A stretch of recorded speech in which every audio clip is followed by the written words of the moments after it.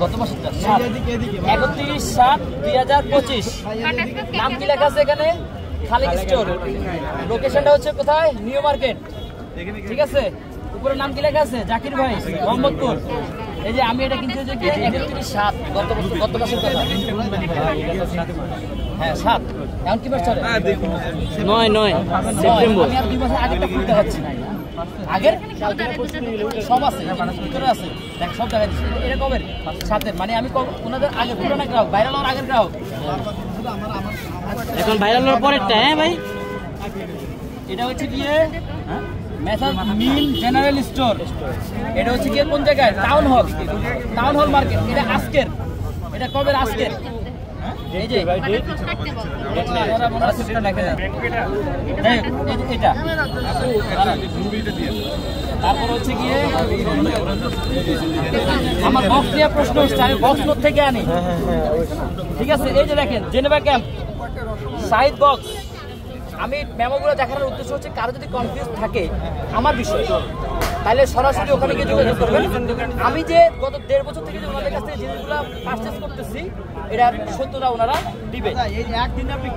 Wait ভাইয়া, সবগুলোর প্রমাণ দিচ্ছি। এই যে 24/9, গতকালকে 24 তারিখ গেছিল না ভাইয়া?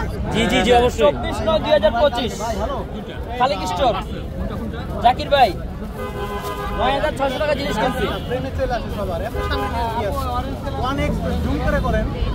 এই যে টাউন হল মিম, এই যে ওনাদের কাছ থেকে মিম কিনছিলাম।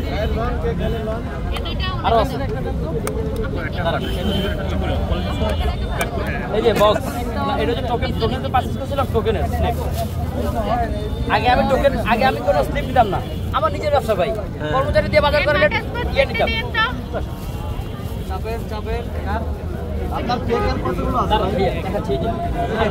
একদম অল্প আছে।